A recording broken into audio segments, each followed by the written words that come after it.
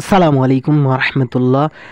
আমি আজকে আমার যে ছাগলগুলো আছে সেগুলোকে কিছু দানাদার খাবার খাওয়াবো, কেননা ছাগলকে হৃষ্টপুষ্ট বা মোটা তাজা করণের জন্য কিছু দানাদার খাওয়াতে হবে। তার আগে আমি আমার যেখানে খাওয়াবো সেই পাতিলটা আমি ভালো করে পানি দিয়ে পরিষ্কার করে নিলাম। নেওয়ার পর আমি এখন এখানে কি কি উপকরণ দেব। তো আমার বাড়িতে যেগুলো ছিল সাধারণত আমি এগুলো দেবো, আরও যেহেতু অনেক কিছু লাগে কিন্তু আপনাদের বলবো সেটা কী কী কিনবো। আপাতত আমার বাড়িতে ছিল ভুট্টা বা গোটাল ভুট্টা ছিল, আমি দিলাম এর সাথে মার এবং এর সাথে ভাত এবং পরিমাণ মতো নুন, এগুলো দেবো। তাছাড়া আমি আরও কিছু ভুসি দেবো ইনশাল্লাহ। সেটা হচ্ছে যে গমের ভুসি। গমের ভুসি এমন একটা জিনিস, আলহামদুলিল্লাহ এটাতে প্রোটিন অর্থাৎ ভালো প্রোটিন পার্সেন্টেজ ভালো থাকে। এটা গাভীর দুধ বৃদ্ধি করাতে সাহায্য করে। আপনি যদি গাভীর দুধ বৃদ্ধি করাতে চান তাহলে কিন্তু ঘাস, তার সাথে গমের ভুসি, ঘাস এবং গমের ভুসি, আর একটা হচ্ছে কালিজিরা ইনশাল্লাহ, এগুলো যদি খাওয়ান তাহলে হয়তো ইনশাল্লাহ দুধের পার্সেন্টেজটা খুবই বাড়বে, কেননা এটাতে প্রোটিন পার্সেন্টেজ ভালো ছিল। তো আমি এখানে গমের ভুসি এবং আমি ধানের যে তুষটা ছিল সেটাও একটু মিক্সড করে দিলাম স্বাদ বাড়ানোর জন্য। তো আলহামদুলিল্লাহ এগুলো আমার ছাগলগুলো মাশাল্লাহ ভালো করে খেয়েছিল। আপনারা দেখবেনই এখন এর রাজকুমার, তো এখন আমি যে চাংড়া মিক্স করে দিচ্ছি এখনই আসি খাওয়া শুরু করে দিয়েছে। এখানে আমি আরও কিছু ভুসি অ্যাড করতে পারতাম, কিন্তু আমার কাছে যেহেতু ছিল না, এগুলো কিনতে হবে, সেহেতু আমি করে নিই। যেমন খেসারির ভুসি, সয়াবিনের ভুসি, তার রাইস পালিশ, তারপর সরিষার খোল। হ্যাঁ হ্যাঁ, আমার কাছে সরিষার খোল ছিল কিন্তু আমি এখানে মিক্সড করতে পারিনি, মানে আমার মনে ছিল না।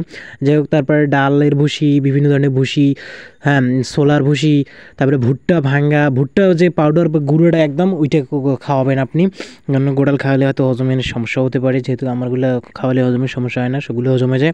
তো আমি খাওয়াইলাম, আমার বাড়িতে যেহেতু অল্প 10 কেজি মতন আছে, ভাঙ্গি নেই, সেহেতু আমি খাওয়াইতেছি। আরও আপনি দিতে পারেন বিভিন্ন ধরনের ভিটামিন মিনারেলস প্রিমিক্স, তারপর ডিসিপি পাউডার, যেটা 150 টাকা বা 130 টাকা এরকম 1 কেজি প্যাকেট, 100 কেজি খাবার জন্য 1 প্যাকেট, অর্থাৎ 1 কেজির জন্য 1 গ্রাম ডিসিপি পাউডার। তারপর লাইম স্টোন পাথর, এটা পাওয়া যায়, ওটা তো ওই 20-30 টাকা কেজি মনে হয় এটা নেয়। তো এগুলো আমি দিব উপকরণগুলো আমি জানছিলাম, কিন্তু আমি কালেক্ট করতে পারিনি, মানে এগুলো আমি এখনও কিনে নিই। যেহেতু আমার এখন এগুলো কিনে লাগবে, আমি পর্যায়ক্রমে এগুলো কিনবো এবং আপনাদের ইনশাল্লাহ ধাপে ধাপেই দেখাবো। আর এখানে আমি খাবারটা যেভাবে মিক্সড করলাম, সুন্দর করে মিক্সড করার পর দেখতে পাচ্ছেন না, আগে প্রথমে রাজকুমারকে দিছি, কেননা রাজকুমার এখানে পাড়া, যেহেতু এটা আমি ব্রিডার বানাবো, বড় করব, সেহেতু সেটাকে আমি দানাদার খাবার ভালো করে দিতে হবে যাতে সে বৃদ্ধি পায়, ভালো করে গ্রোথ হয়। আর আমি এখানে যে খাবারটা দিয়েছি, মুরগিগুলো আমার যে মুরগি দুটো ছিল, এই দুটো মুরগি আলহামদুলিল্লাহ একটা ডিম পাড়তেছে, আর একটা তো এখনও বাচ্চা ছাড়লো কেবল, আর একটা তো লাল, ওইটা মানে এখন এখানে আসেনি। তো এগুলোও এখানে খাইতেছে কি, যা খাওয়া আর কী করার আছে। আমি নতুন ছাগলটা জানছিলাম ওটাকে খাওয়াচ্ছি, যেহেতু সে নতুন আছে, একটা শরীরে যে অ্যাবজর্ব হবে সেটা ভালোভাবে যাতে মানিয়ে নিতে পারে আমার এলাকার পরিবেশের সঙ্গে। এগুলো ভালোভাবে খাওয়ার পর দেখতেছি যে আমার ছাগলগুলো ভালোই খাইতেছে, যেহেতু মজা পাইছে। আবার ভিটামিন এবং ক্যালসিয়াম এবং জিঙ্ক এগুলো ফাইলে খাওয়া উচিত ছিল, কিন্তু আমার কাছে ফাইল ছিল, কিন্তু আগে খাইছিলাম, কিন্তু এখন অল্প একটু হচ্ছে, এই জন্য আমি এর খাওয়াইলাম না। এখন 2-1 দিন পর আমি খাওয়াবো, ইনশাল্লাহ খাওয়া শুরু করব। আবার ফাইল কিনে আনবো খান, যেহেতু তাদের শরীরের জন্য একটা এক্সট্রা ভিটামিন ক্যালসিয়ামের জন্য দরকার আছে। যেহেতু ঘাস খাবার থেকে পাবে, কিন্তু বাইরে থেকে যে আমরা ওষুধ দিই, তাহলে হয়তো ইনশাল্লাহ থেকে একটা ভালো পাবে। তো আমাদের এবং আমাদের খামারের সকল পোষা প্রাণীর জন্য দোয়া করবেন, আমরা যেন ব্যবসায় আল্লাহ যেন বারাকা দান করে।